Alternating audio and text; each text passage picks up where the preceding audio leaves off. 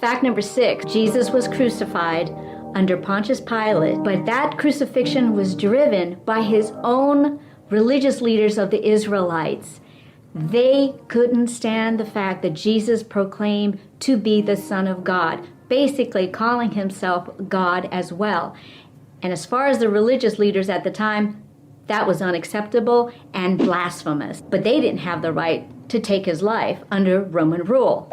So what they did was pull a political card by saying that Jesus proclaims to be the King of the Jews. Therefore, he is trying to usurp the position of Caesar at the time. And so that would drive the Roman government to take him out. Ooh, talk about trying to keep your hands from being dirty with blood. So I don't find that this makes a lot of sense with how you've been talking about the Gospels up until this point. Because true, in the Gospel narratives, you have the Romans, doing the dirty work for the Sanhedrin or these Jewish elders, right?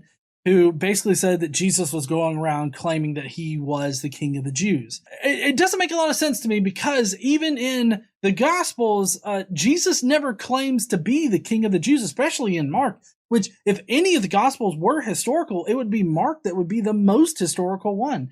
And Jesus doesn't say anything at his trial. Of course, there are other Gospels where Jesus is a yappy, motherfucker who says a lot of shit while Pontius Pilate is interrogating him.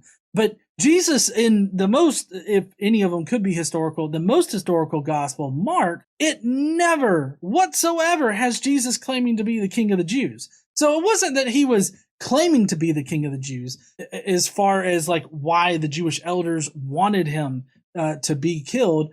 Obviously, Jesus was going around causing a ruckus in the Gospels, mind you, performing miracles. People were believing in him and everything like that. Of course, the Gospel of John's Jesus just throws all of that like cloak and dagger shit out the window and just has Jesus barrel in with an M16. It's saying, "I am the Son of God. Praise me, bitch." That's my own version of it, my paraphrasing of the Gospel of John. But in any case, you get what I mean. The Gospel of John's very different, while the synoptic Gospels, they are the ones that have Jesus kind of playing this cloak and dagger game.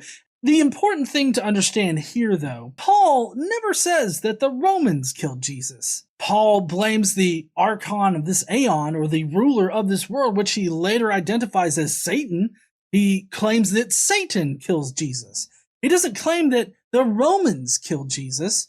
So I'm wondering where you're getting this information from, other than the Gospels say this.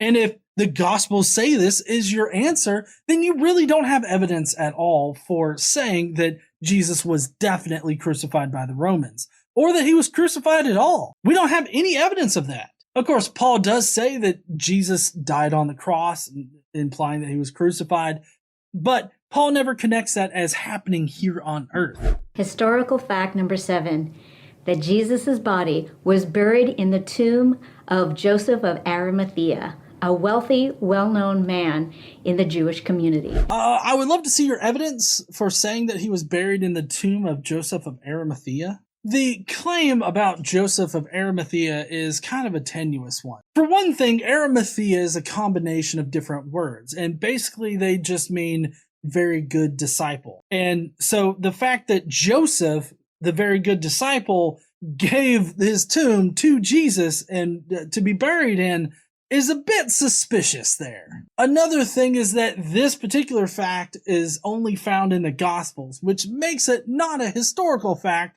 but a theological one. It's a theological fact that Joseph of Arimathea gave up his tomb for Jesus. It is in no way connected to history. Another thing is that we don't know where Arimathea was. There have been no other mentions of some town called Arimathea. And if Arimathea was a town, then it would be Very Good Disciple Village. That's what it was. So was Jesus buried in a tomb, regardless of whether or not it was Arimathea's tomb? We don't have any evidence of that either. We don't have any physical evidence. We don't have anything that points to this was Jesus' tomb. Of course, there are multiple places that Christians consider to be the tomb of Jesus, but that doesn't mean that Jesus was actually buried in that tomb. Some Christians even believe that Jesus was buried in Japan. So no, we don't have any evidence that Jesus was buried. We don't have any evidence of this Joseph of Arimathea.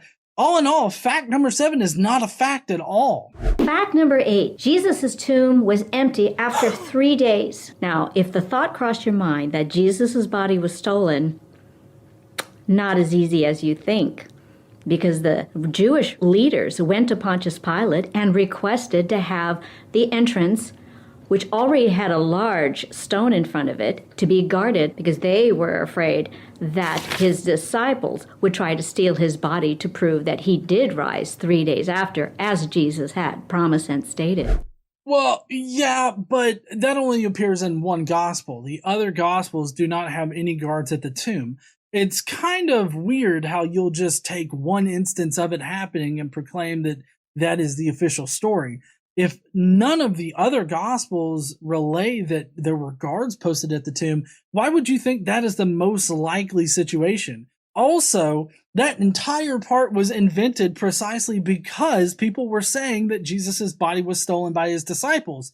So the author of the Gospel of Matthew comes back in with an apologetic to get around saying that the disciples stole the body by putting guards there so that nobody could steal the body, and by the rest of the story including what it does about the guards, being that they had to be bribed afterwards and all this other stuff. All of that is just a part of the counter-apologetic against Jesus' body not being there after 3 days. Basically, the disciples probably stole the body is the oldest apologetic against saying that Jesus resurrected from the dead.